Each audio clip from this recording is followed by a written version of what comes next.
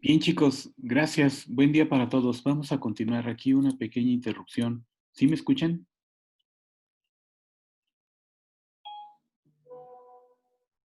Sí, profe. Muy bien, miren, comentábamos acerca de la memoria de cálculos de los alimentadores. Este es un ejercicio para hacer este cálculo. El objetivo es elaborar un proyecto ejecutivo de instalación de baja tensión con los criterios de diseño eléctrico conforme a la normativa vigente y aplicable. Les comentaba que todas las instalaciones eléctricas se tienen que realizar de conformidad con lo que marca la norma oficial mexicana, NOM 001-CD 2012. El alcance de este proyecto dice que es: la presente memoria de cálculo comprende los criterios utilizados para el cálculo y selección de los conductores en baja tensión para alimentadores principales, considerando para ello los lineamientos de capacidad de conducción de corriente y caída de tensión establecidos y aceptables en la norma oficial mexicana. Esto quiere decir que el alimentador que se va a calcular, se va a tomar en cuenta los parámetros de conducción de corriente, que el cable tenga la suficiente capacidad para conducir la corriente eléctrica y que la caída de tensión esté dentro de los parámetros marcados en la norma oficial mexicana. ¿Recuerdan cuánto es el porcentaje de caída de tensión de un alimentador?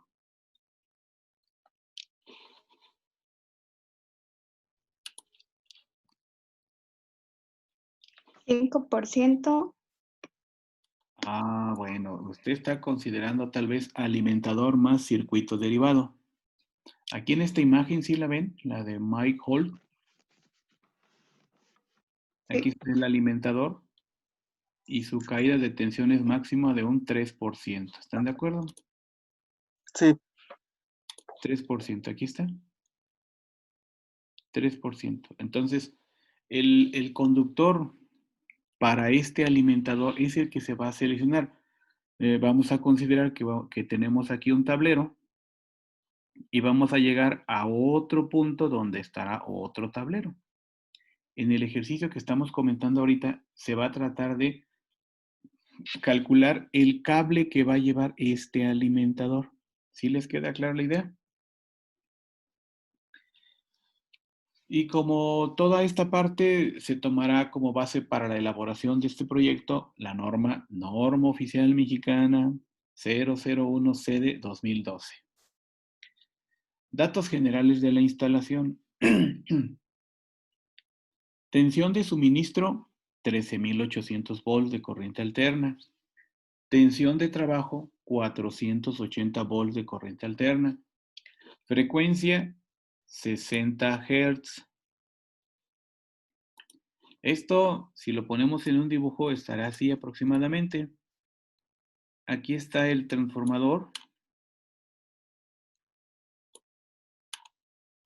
Al transformador le van a llegar 13.800 volts en el primario.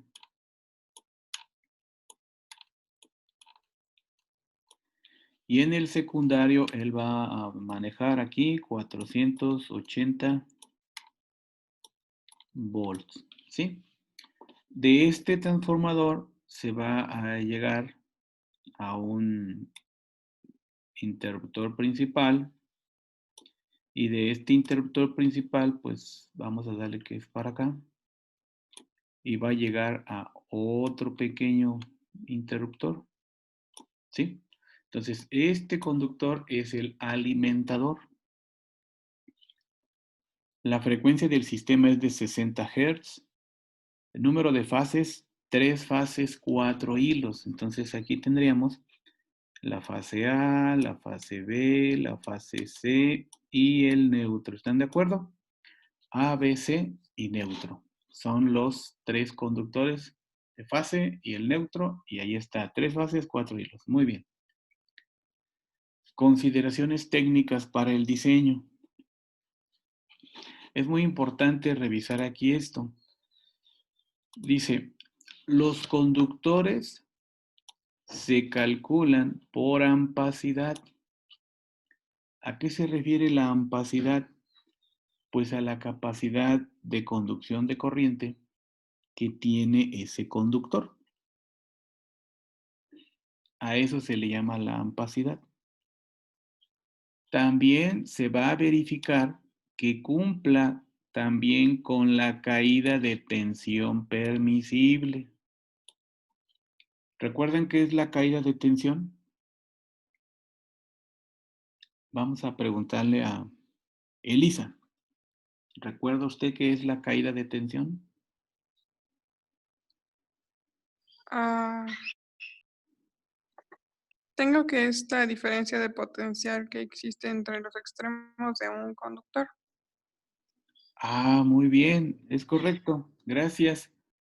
Les comentaba ayer en una grafiquita de que a medida que el conductor recorre cierta distancia o se extiende por cierta distancia, habrá una caída de tensión, un valor distinto al valor inicial, como bien lo dijo su compañera Elisa. Aquí está, en esta figurita de Mike Hall, dice, el voltaje en este tablero es de 120 volts, pero en el extremo, donde está el tomacorriente, el contacto, llegan 114 volts. Entonces, aquí hay una caída como máximo del 5%. Y eso está permitido porque se dice acá que la combinación que cuando se combina un circuito alimentador y un circuito derivado, la caída de tensión no debe rebasar el 5%. Entonces, eso es muy bien, la caída de tensión. Ahora,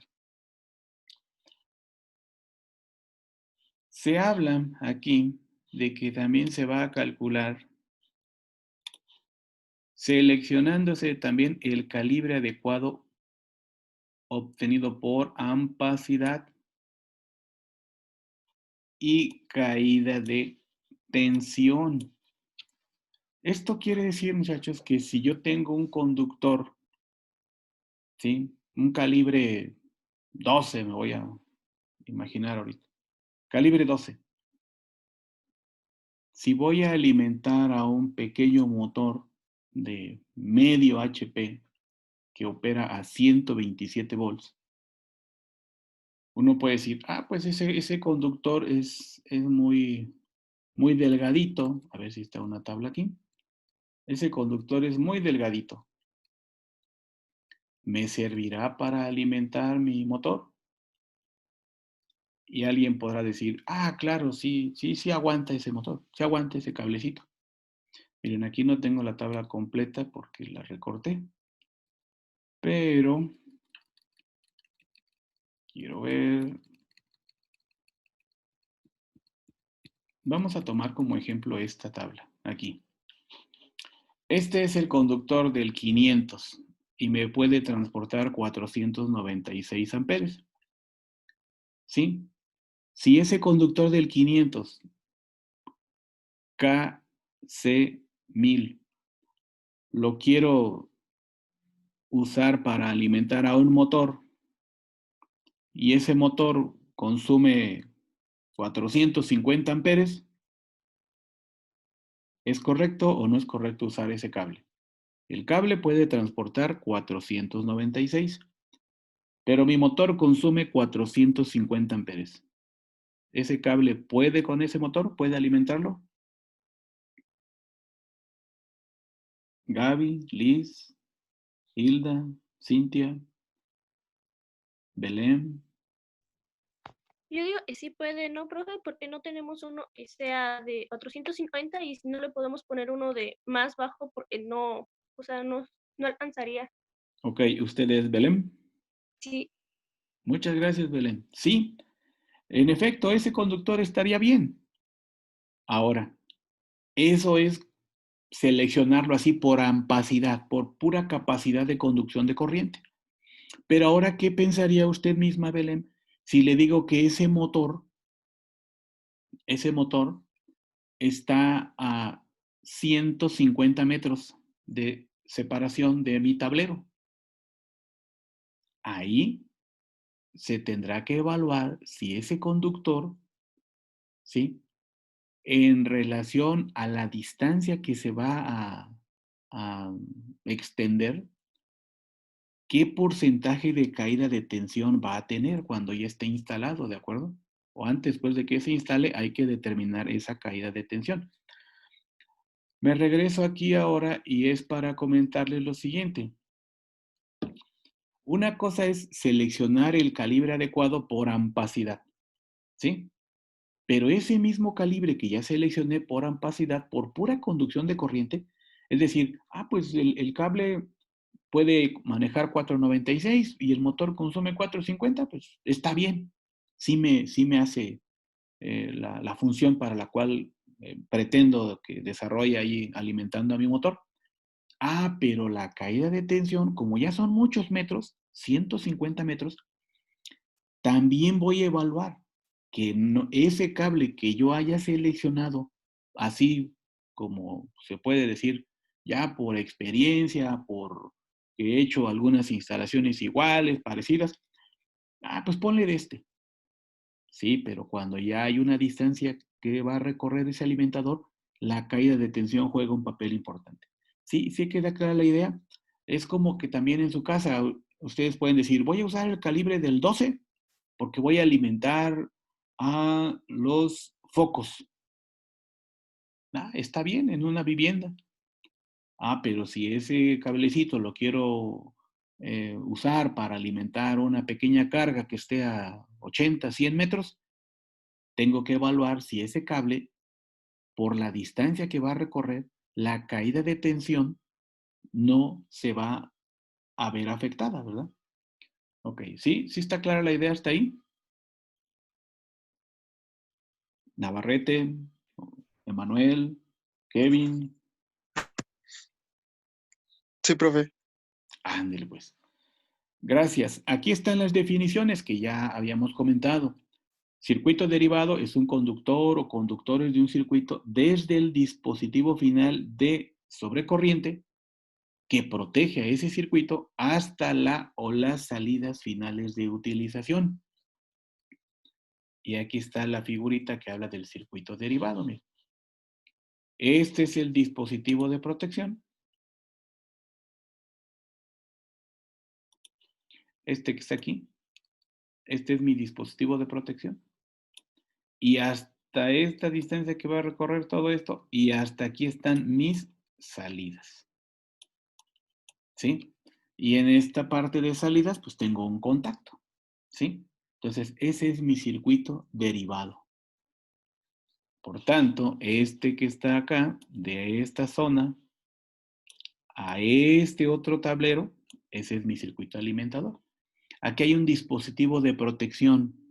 Ese dispositivo de protección son los interruptores termomagnéticos. Aquí está. Aquí lo pueden ver ustedes. Sale el alimentador, llega sale el conductor de este circuito alimentador, va en tubería y llega a este otro centro de carga. Y aquí hay más protecciones. Pues de esta protección hasta la salida es el circuito derivado. Muy bien. El circuito alimentador, pues ya lo comentamos. Carga eléctrica es la potencia instalada o demandada en un circuito eléctrico. ¿Alguien me puede decir los nombres de algunas cargas eléctricas que utilizaron en su circuito de la vivienda? ¿Sí? Es la potencia instalada o demandada en un circuito eléctrico. Por ejemplo, Emanuel, ¿cuántos watts contabilizó usted en su circuito de su tarea?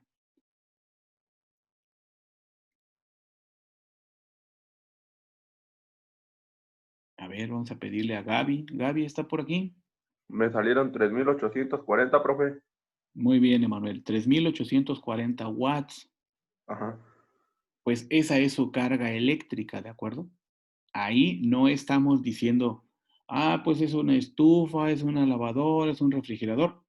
Sí, son los electrodomésticos, pero al término de carga eléctrica es la potencia instalada. Entonces, para Emanuel, su carga instalada son 3.840 watts.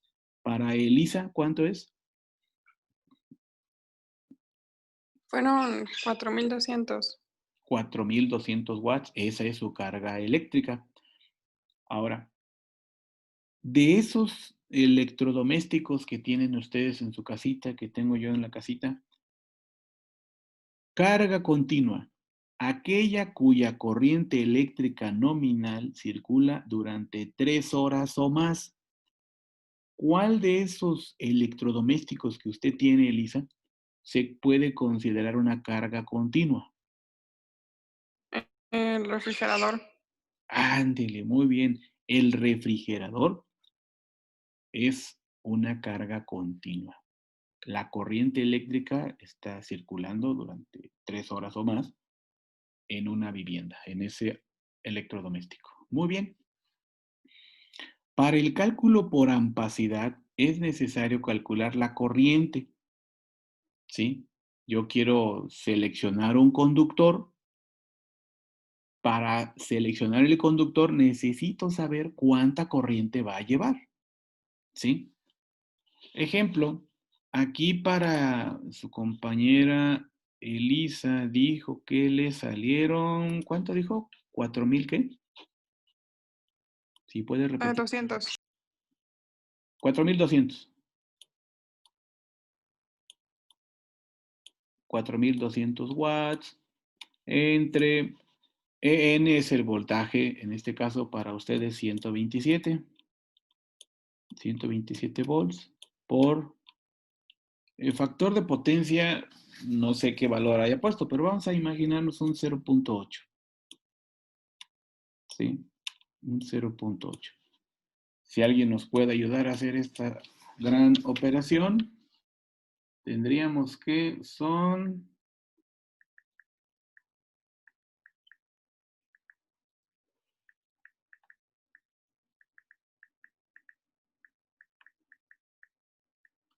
Me da 41.33 amperes. ¿Está de acuerdo? Sí. 41.33 amperes. Bueno, pues si se pudiera concentrar toda su carga eléctrica en un solo artefacto de 4,200 watts y alimentado a 127 volts con ese factor de potencia, la corriente que circulará es de 41.33. ¿Para qué me sirve ese valor de corriente? Usted misma, señorita Elisa, ¿para qué me sirve ese valor de corriente ahora?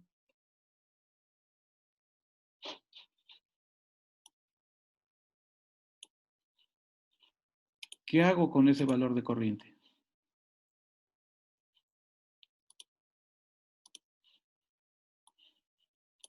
Pues ahora, con este valor de corriente, necesito ir a las tablas y ver qué conductor me puede transportar 41.33 amperes. ¿Está de acuerdo?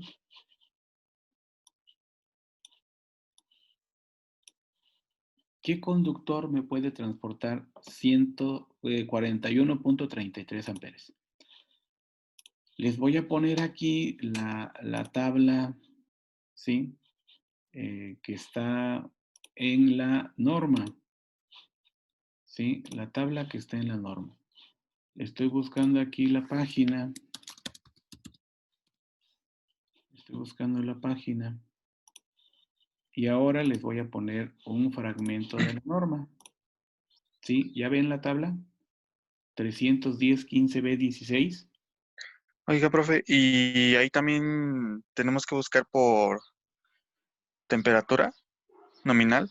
Ah, sí, miren. Ahorita nada más es... Sí, sí, claro, eso se va a tomar en cuenta. Son factores que pueden disminuir la capacidad de conducción de corriente, la temperatura ambiente, cuántos conductores van a ir en esa tubería, si van más de 5, 6, 8 conductores, se toman en cuenta factores de corrección por temperatura y por agrupamiento. Pero ahorita el ejemplo que estamos comentando con sus compañeros, en el caso particular de Elisa, su compañita, dice que le dio una corriente de 41.33 amperes. Su consideración es que solamente hay una carga eléctrica en esa vivienda de Elisa, una sola carga, una cosa enorme, ¿no? Que consume 41.33 amperes. La pregunta sería, ¿qué conductor elegiría usted, Elisa? ¿Qué conductor seleccionaría de esta tabla? La tabla es ampacidades permisibles en conductores aislados para tensiones hasta 2000 volts y 60 grados Celsius a 90 grados Celsius. No más de 3 conductores portadores de corriente en una canalización, cable o directamente enterrados, basados en una temperatura ambiente de 30 grados Celsius. ¿Sí? Vemos la tabla y puedo seleccionar, de la primera columna está el área de la sección transversal del conductor, en la segunda columna está el calibre del conductor, en la tercera columna está la temperatura nominal de ese conductor, vamos a ir para 60 grados, 75 grados, 90 grados. Tengo el material que en un momento puede ser cobre o en el otro puede ser aluminio o aluminio recubierto de cobre. El más común es el cobre. Y ahora busco un conductor que me lleve 41 amperes. ¿Cuál elegiría usted, Elisa? Ah, el 8. Ándele, mire, esta es la segunda columna, aquí está el calibre, el 8. Hilda, ¿qué piensa usted de ese calibre? 8. Me lleva... Bueno, sí quedaría bien porque sí lleva 55 a 90 grados, que es el que se toma. Ándele, muy bien. Ese. Es correcto, aquí usted ya hizo referencia. Yo voy a usar el 8, pero voy a pedir en la tienda que me vendan el cable para 90 grados. ¿Sí? Y bajo esa consideración, muy bien, Hilda, ahora tendríamos que ese conductor me lleva 55 amperes. Belén, ¿qué piensa usted? El circuito de Elisa era de 41 amperes y el cable calibre 8 a 90 grados Celsius puede transportar 55. ¿Lo compra o no lo compra? No lo sé. Supongo que sí. Usted dice, pues, no lo sé. Sí, es una propuesta aceptable, ¿sí? Está Cintia.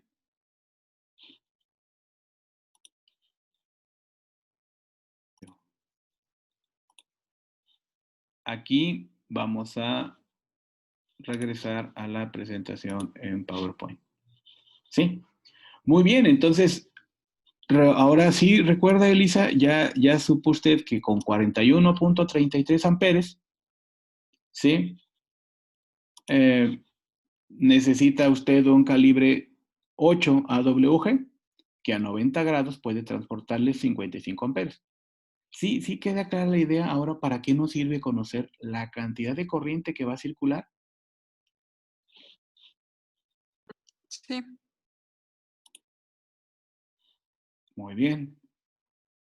Ahora,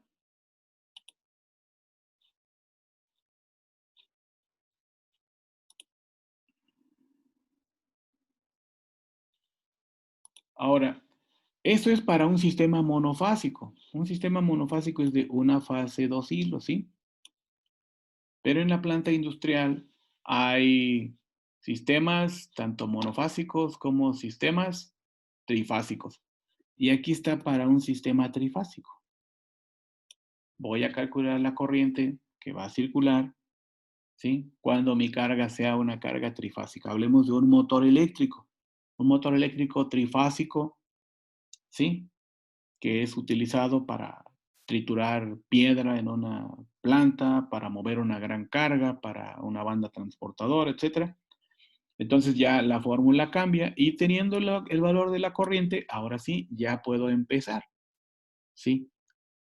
Hay algunos electricistas que dicen, pues vamos a hacer la instalación eléctrica de una vivienda. Y le dicen a veces, pues mire, señor, cómprese una caja del 12 para contactos y una caja de 100 metros de conductor del calibre 14 para los focos. ¿Qué dirían ustedes si su electricista les pide eso a las chicas o a los chicos para hacer la instalación eléctrica de su vivienda? ¿Ustedes qué dirían? Ahora ya con lo que ya saben, ¿qué dirían? ¿Cuál sería su comentario?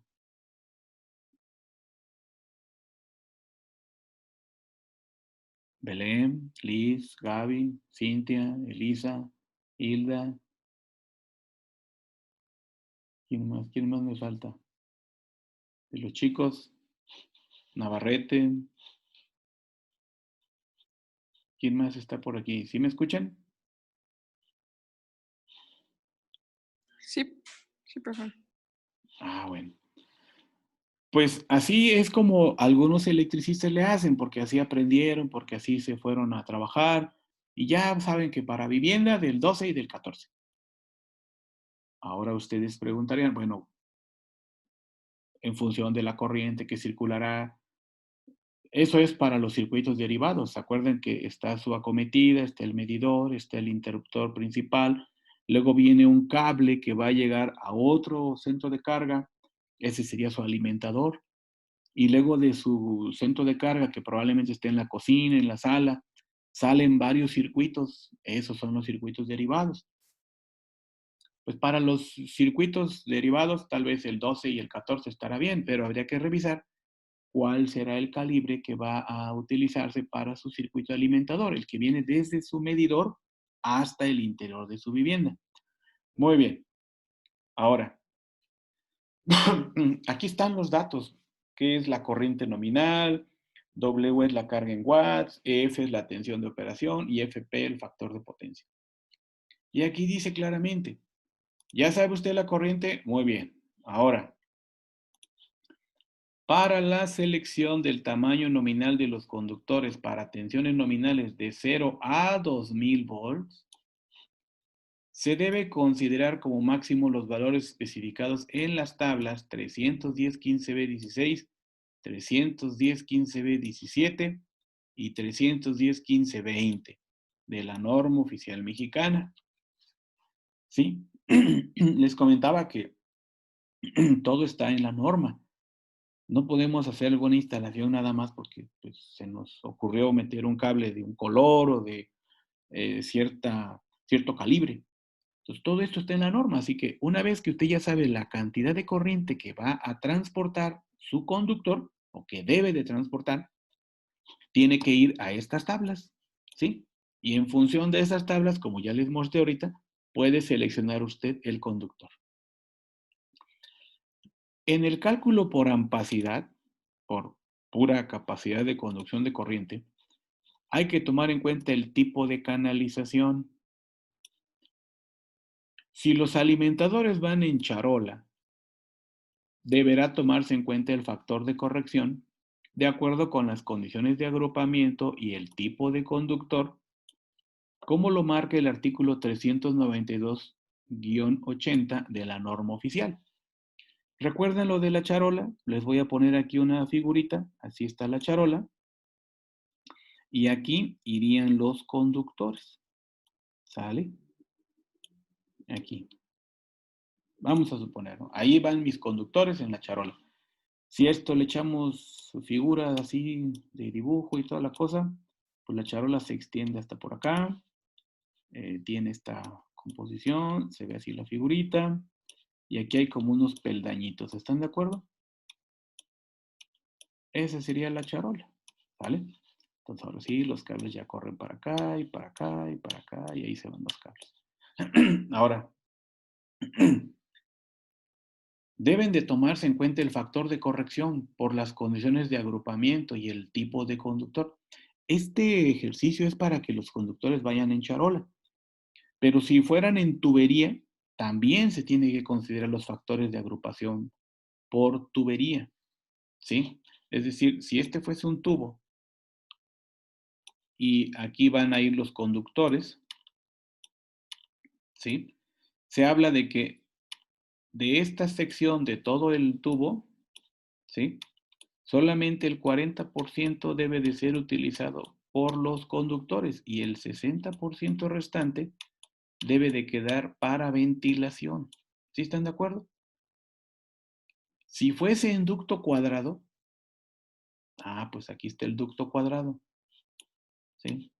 Si fuese en ducto cuadrado, pues también hay sus puntos, ¿verdad? ¿Cuántos conductores pueden ir como máximo aquí que sean portadores de corriente? ¿Sí? Sí les queda claro del tipo de canalización. Depende de dónde vaya yo a llevar mis cables, si en charola, en tubería o en ducto cuadrado.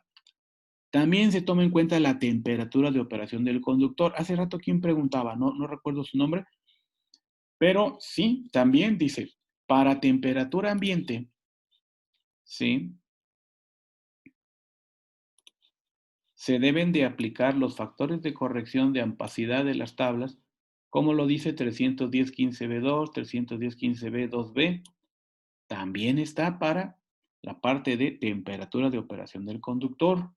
Ok. Cálculo por caída de tensión. Hasta Profe, aquí, ¿sí? Adelante, señorita. ¿cómo sabes qué tipo de, o sea, si poner charola o el otro que mencionó, cómo sabe cuál tiene que poner? Qué interesante pregunta. Mire, señorita, está en función de la cantidad de cables que usted vaya a colocar, del calibre del conductor, ¿sí? Ejemplo, en la vivienda tenemos tubería de media pulgada y 3/4. Vamos a llevar 4 o 6 conductores. Pero a nivel industrial ya son mucho más conductores. Son mucho más gruesos los cables y ya no caben en una tubería. Y a veces no caben en el ducto cuadrado y a veces es mejor llevarlos en charola. Los invito a hacer una pausa, chicos. Vamos a una pausa y regresamos. Se vuelven a conectar usando la misma dirección. Aquí los espero, por favor.